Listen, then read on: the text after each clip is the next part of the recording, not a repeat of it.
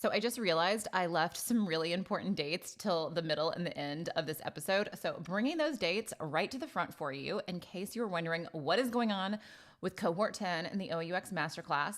So Cohort 10 starts September 2nd.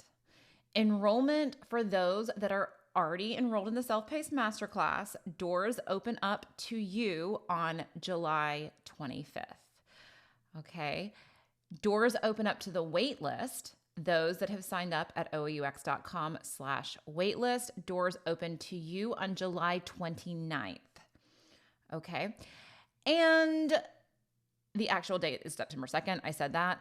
And also, the masterclass is going to be temporarily off the shelves, and we will be taking the Self-Paced Masterclass off the shelves likely at the end of August, mid-August. We will give you a little bit more of a warning on that. So we don't have an exact date, but it's just going to be available for maybe like 4 to 6 more weeks. So if you need to get your training budget together to go ahead and get in on the Self-Paced Masterclass before it goes on pause, please go ahead and do that so that you can get all the bonuses that I'm discussing in this episode that are happening in Cohort 10, and you are just all up to speed on it. And you don't have to wait until, I don't know, like the spring or something. Okay, let's go ahead and jump into the episode. Welcome to the Object-Oriented UX Podcast, a podcast about tackling complexity head-on, gracefully organizing massive amounts of information, and designing scalable, future-proof, and of course, naturally intuitive object-oriented user experiences. An OUXer is a powerful blend of information architect, business analyst, facilitator, and UX strategist. If this sounds like you or what you aspire to, you are so in the right place.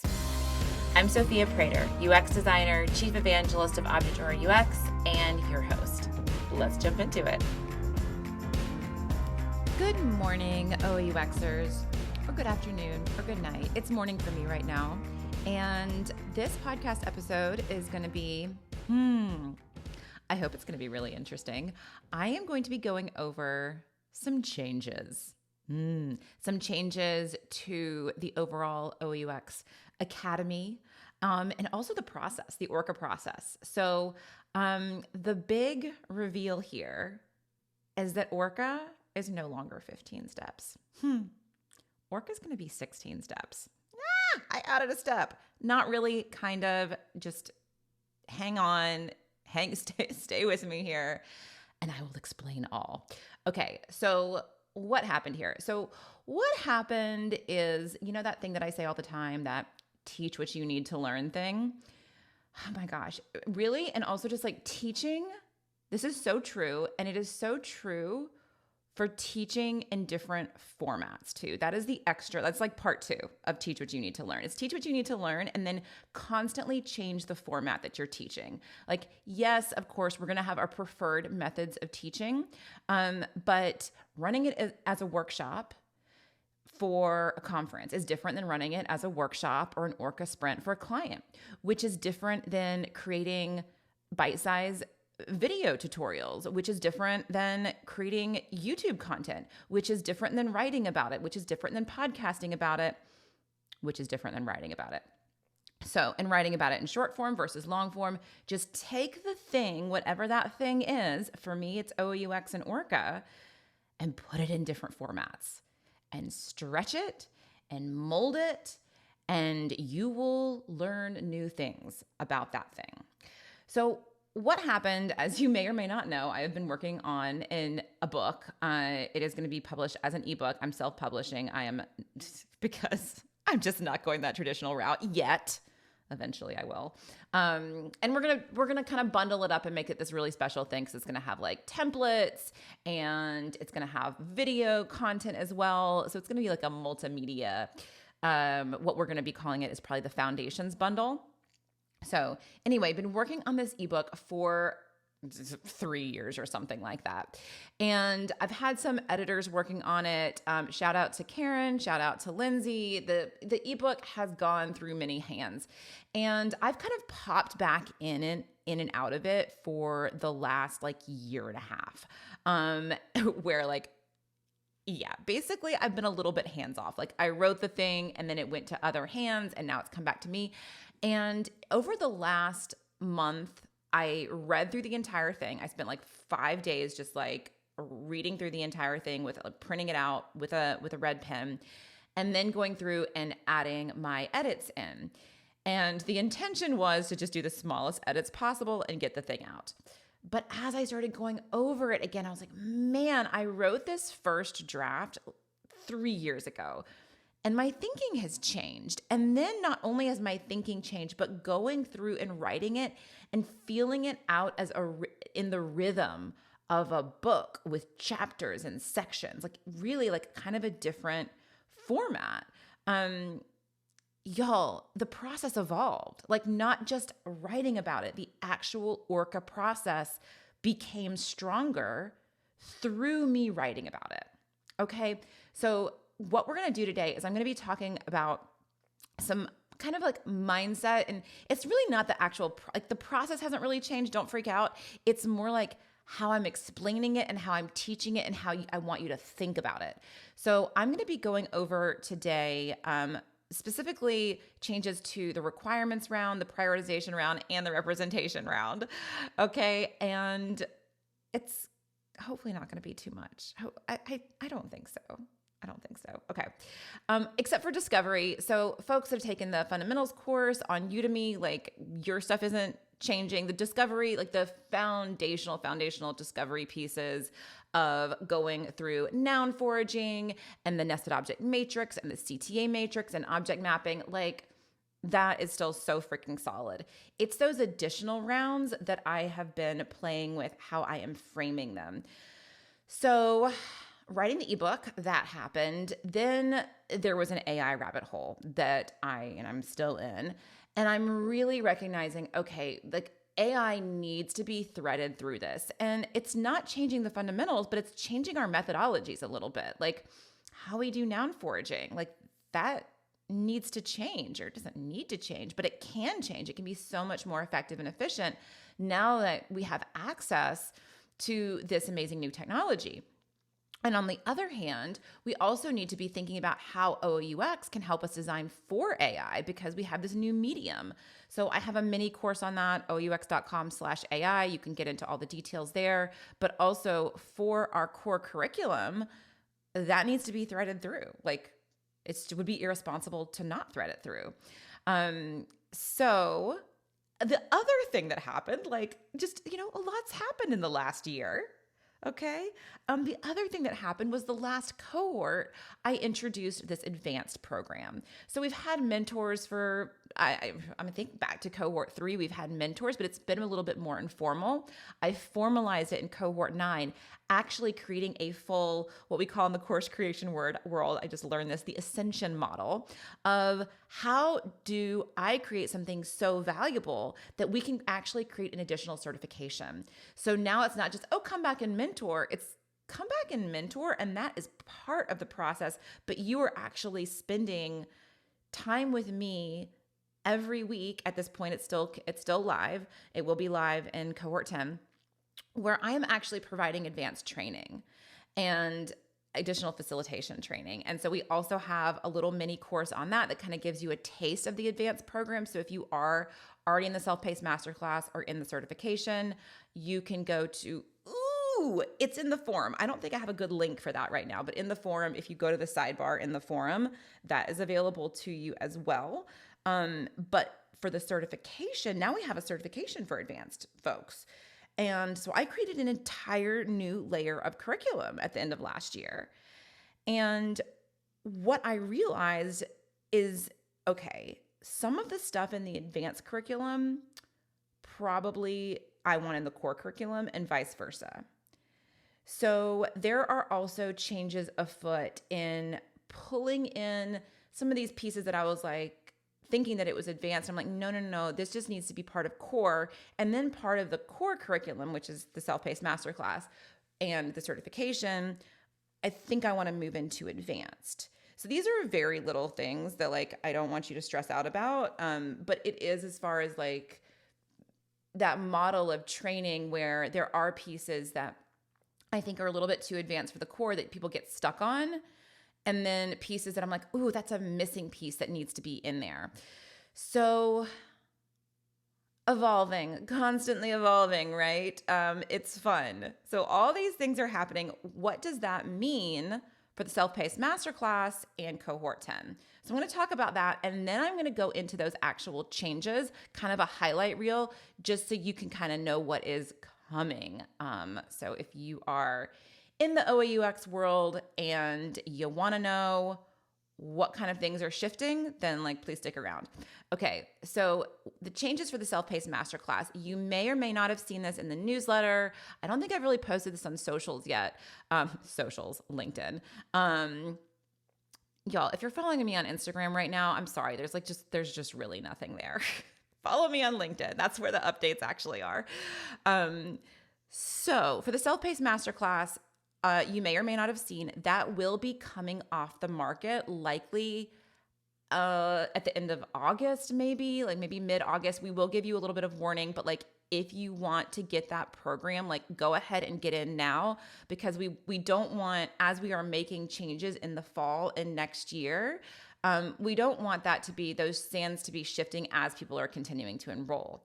Now, if you go ahead and enroll now, the time of this recording, the cost is $997, so it's still a 3-figure investment.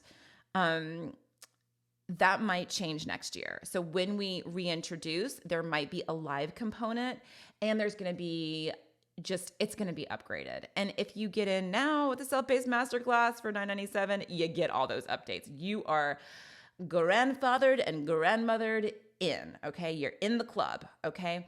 But it is going to be temporarily off the shelf for probably 6 months.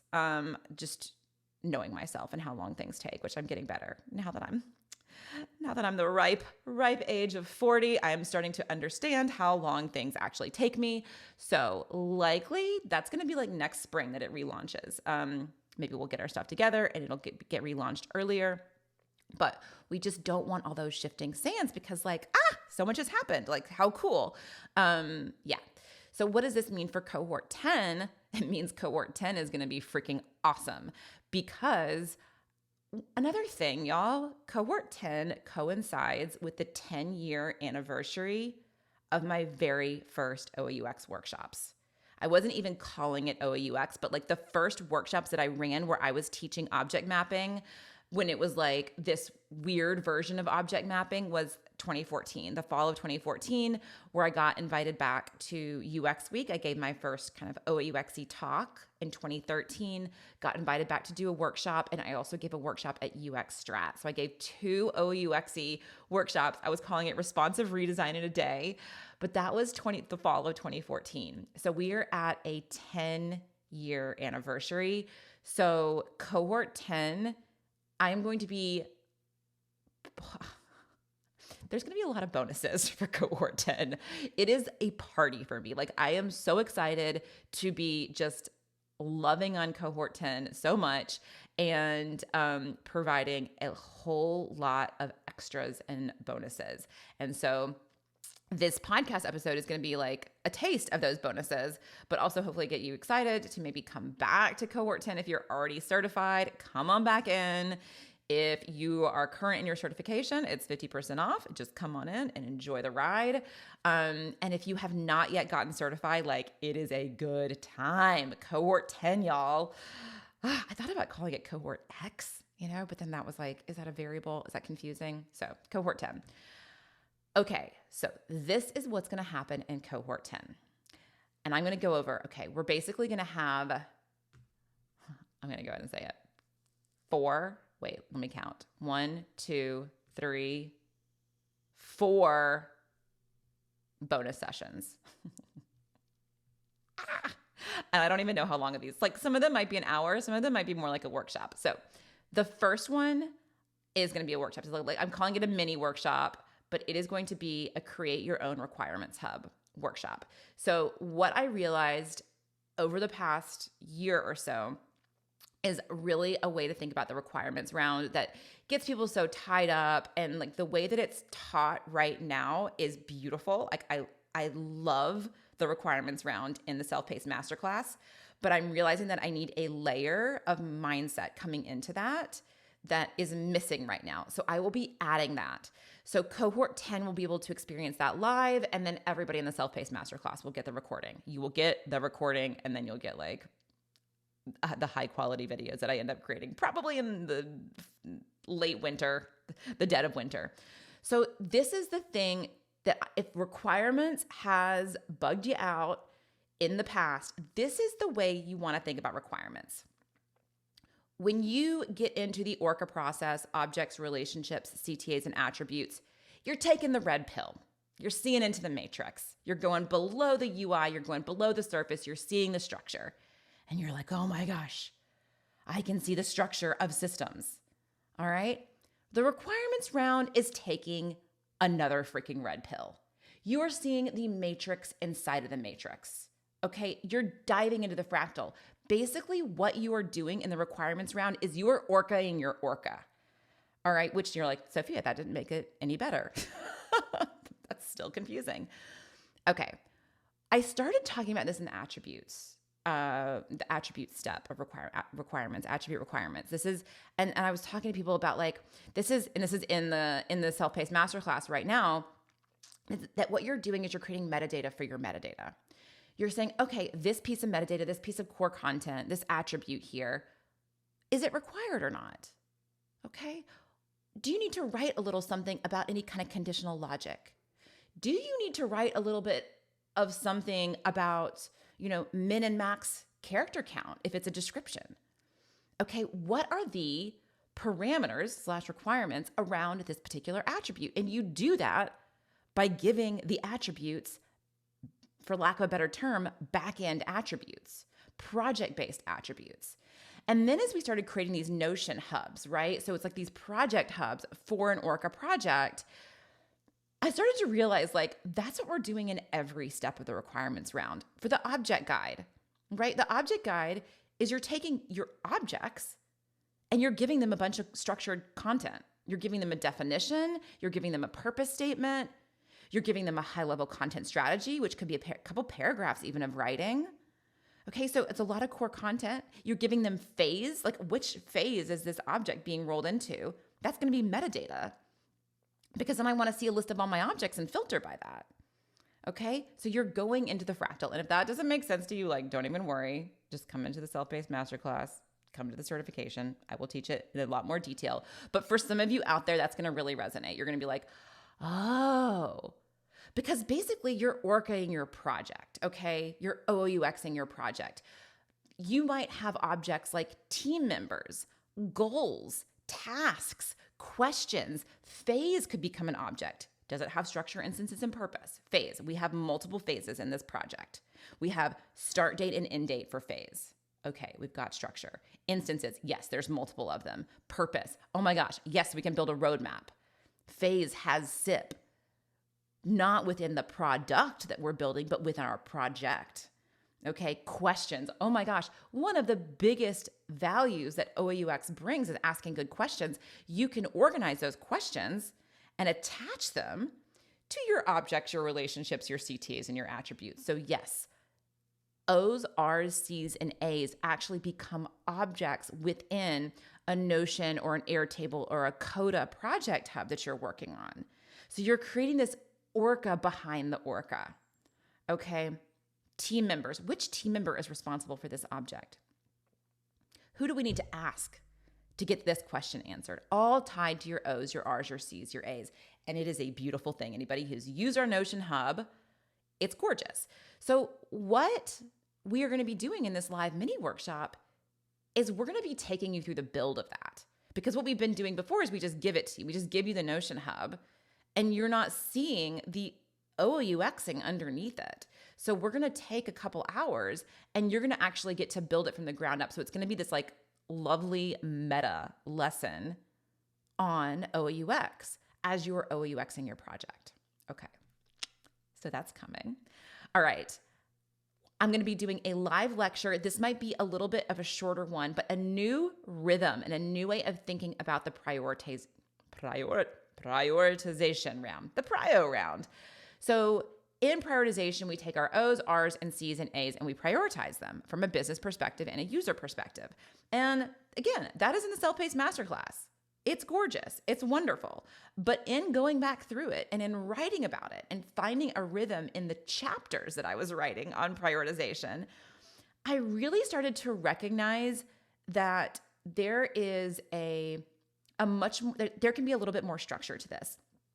What I want to do is I want to make it clear, which is, again, it's in there, but it's not like, I feel like that could add so much clarity, which I'm going to be doing in cohort 10, that basically what you're doing in the prioritization round is you are cutting and then you're phasing. Not cut and paste, cut and phase, okay? Cut and phase. You're cutting from a business perspective, okay?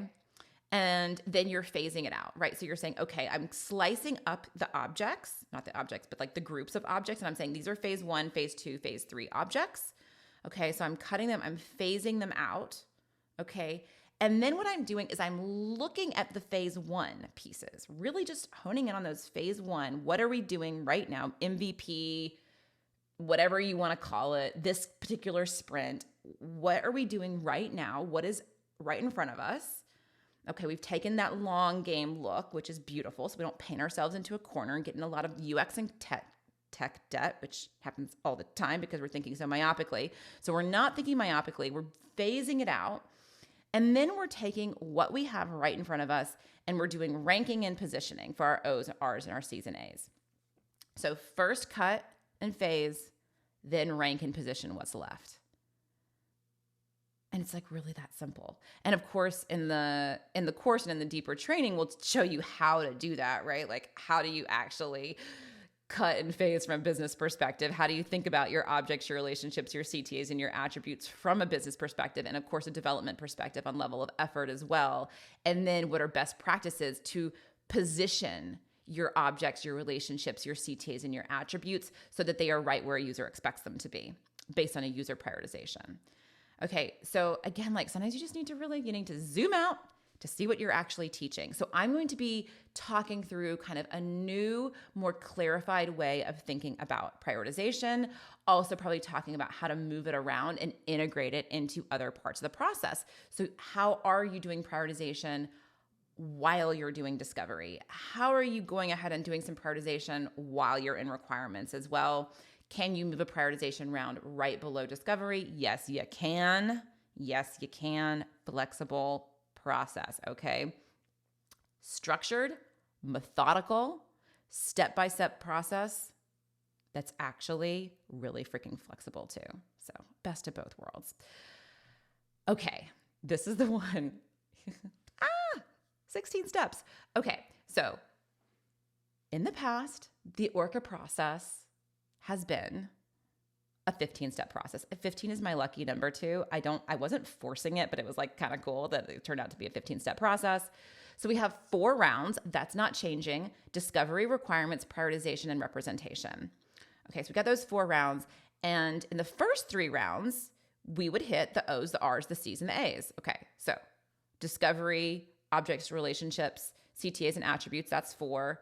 Requirements, O's, R's, C's, A's, that's another 4, and prioritization, O's, R's, C's, and A's, as we iterate around those first 3 phases, first 3 rounds, we get 12 steps. And then representation, how I was teaching it before is we bring it all together, our O's, R's, and C's, and A's, into sketching, prototyping, and testing, okay? I am stepping away from the prototyping and testing piece because y'all, there are so many better sources for teaching that, okay?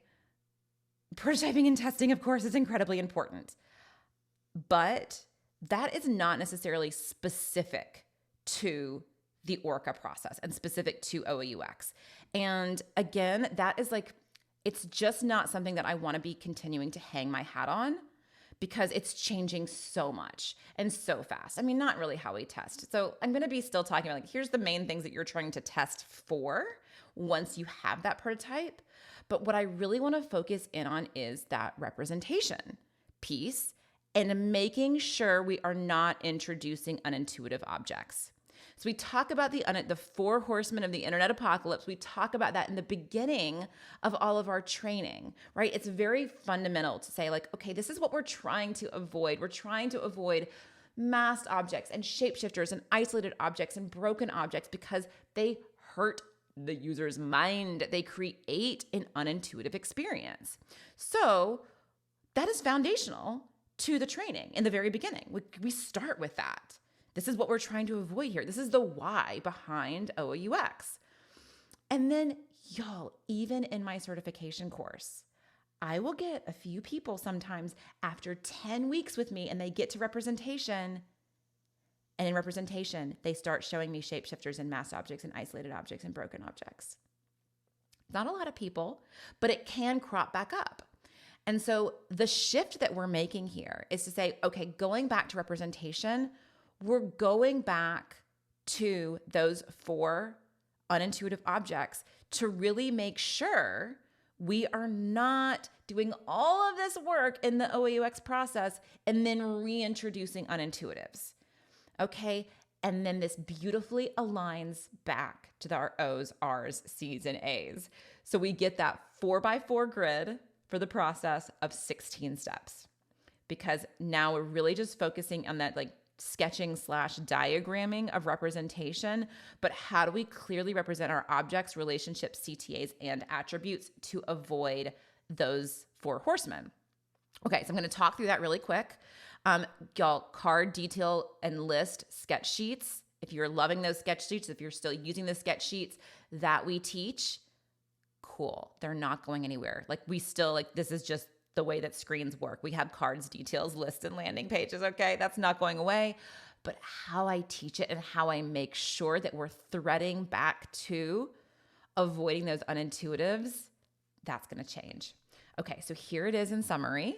All right, what we're going to be doing is we're going to make sure we have distinct objects, no masking. Okay, so the O, it's going to be about creating object cards that really let your object's unique nature shine.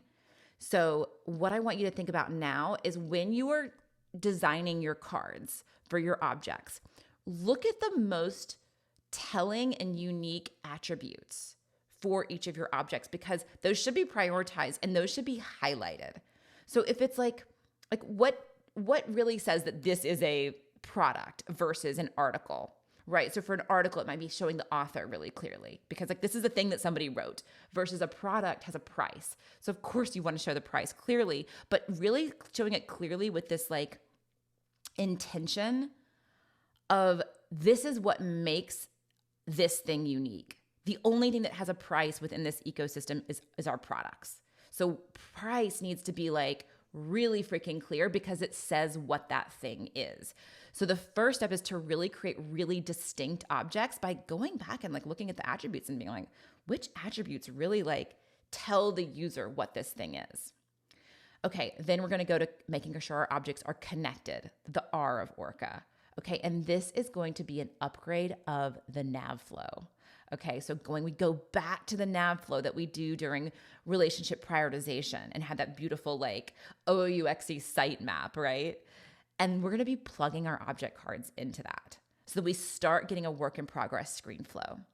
And we're not going to have any isolation because we can't. Because if we are referencing our nav flow, which is referencing our prioritized nested object matrix, we will have the most intuitive navigation freaking possible, because people will be navigating through the relationships of their mental model. And that is how our brain works, y'all. All right. Okay. For the C of representation, the calls to action, we're going to be referencing our prioritized call to action matrix, and we're going to be positioning our buttons right where users expect them on that upgraded nav flow turning into a screen flow. Okay, so we're going to actually be going in and we're going to be placing the buttons in there and making sure we're not doing any breaking, no broken objects, really nicely, directly manipulable objects. Okay, and then the A of representation is where I want to get into intentional shapeshifting. Y'all, we need shapeshifting. That's why we don't want to have a lot of extraneous, arbitrary shapeshifting, because we need intentional shapeshifting, because objects have permutations, right? They have variants. They have states and stages. They have different ways of, presenting themselves for different users.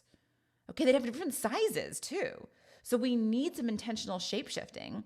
All right, so how do we be really strategic about that? Okay, so we're going to bring our detail pages fully to life, get all the attributes in there, and we're going to create some shapeshifter matrices to design really elegant object variants. Okay, so this is something that's being taught. This is an example of something that's being really focused on in the advanced program that I'm like, this has got to be core curriculum. Those shapeshifter matrices, I've been doing them since 2016. And being able to see all the permutations of an object is freaking gold, okay? And so you can really reduce the amount of any arbitrary shapeshifting while making sure that intentional shapeshifting, like it needs to be really clear that this product is in my cart, this product is not in my cart. That would be a state change of the object, okay? And we need to show that differently. So we want to be really clear on state changes while also making it clear, like, this is still a product. This isn't turned into something completely different. It's still a teapot. It's just a teapot in your cart versus a teapot not in your cart. Got it? Okay, so we will be doing a live demo. This might be workshoppy. I haven't fully planned. I haven't fully planned any of this. I just have nice outlines, that's how I roll, y'all. That is how I roll. And they're going to be awesome. Okay. So we're going to be doing like a live demo / workshop on OUX sketching 2.0. So cohort 10 is going to get that as well. And I'm really excited. Okay. One more. I'm going to keep going. One more. Right. Okay. So we're going to be doing an additional bonus. This might be like after the cohort wraps, like maybe like beginning of December or something, we'll see. So I'm going to give a refreshed look at bringing OUX to the world, okay? Everything in the Self-Paced Masterclass I still stand behind, but there's another layer that I want to add on this, which is one, OUXing your UX portfolio, OUXing a case study. So how do you present the work that you've done? So something that I haven't been really clear about, which is so awesome about joining a certification cohort, is you're working on a project. And we're going to be doing something, we're going to be upgrading the design challenges in cohort 10. I'm not going to say anything more about that, but the design challenges, I'm very, very excited about those. You're going to pick a design challenge and you take it through the process. And at the end of a cohort, you have a case study. You have something you can put in your portfolio that shows your ability to think strategically beneath the screens, to be able to actually do information architecture. You're going to have these beautiful diagrams that you can add to a portfolio. So we're going to be talking about that. How do you present this in a portfolio? How do you actually OUX your own website yourself? What is the OUXing of yourself and how you present yourself as a UX designer? Okay. And we're going to be talking a little bit more about how to actually get OUX within your organization, because I got some sneaky tips. All right. And I need to make sure, this is one of the biggest questions that I get. So I put this on LinkedIn recently, but like anybody who's like, oh, we don't need OUX. We're already doing OUX. Like we have information architecture. We've got a design system. Y'all, not the same thing. Not the same thing. Okay. Or we've got content modeling. Ooh, good for you. Like if you have IA and a design system and content modeling, like you're going to freaking love OUX. Like it's going to bring all of that together and enhance it. Okay. So, but it's not the same thing. It's just not the same thing, y'all. So what we are going to be doing is we're going to be, to bring that full circle, didn't really finish my thought there. The reason that I know so many organizations are not doing OUX is because one of the biggest questions I get from OUXers who fall in love with this methodology is, how do I get this at my organization? My organization is working so differently, like almost like diametrically opposed to this, which is really tough, right?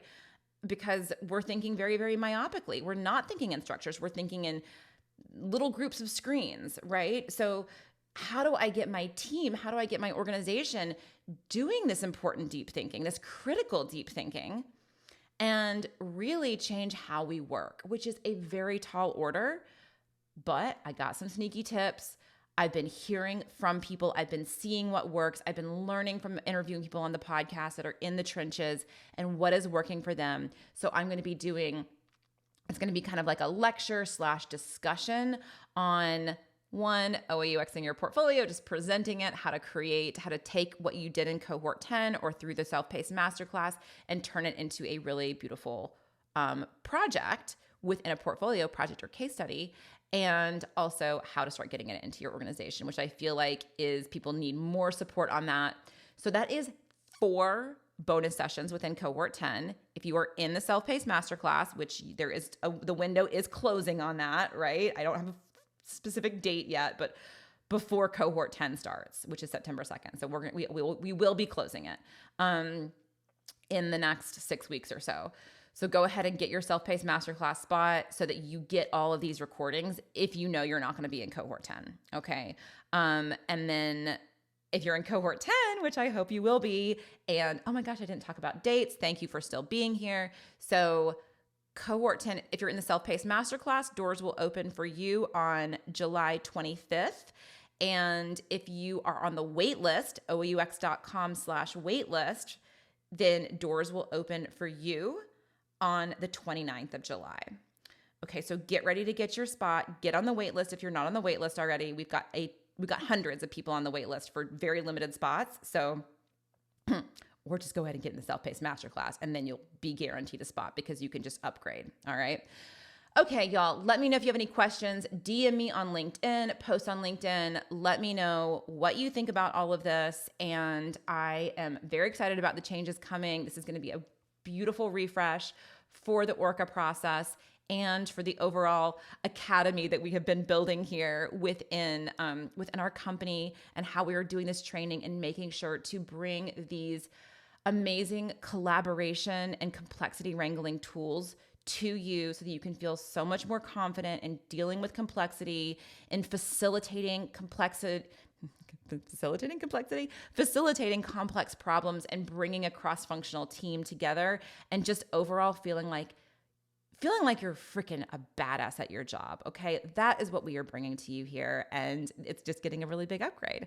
So happy OOUXing, y'all. Have a wonderful rest of your day, and I hope to see you in Cohort 10.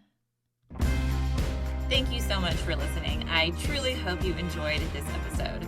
Please visit objectorientedux.com/podcast for show notes. Our soundtrack is Fighter by Ruby Bell, courtesy of Sugaroo Records. Happy OOUXing!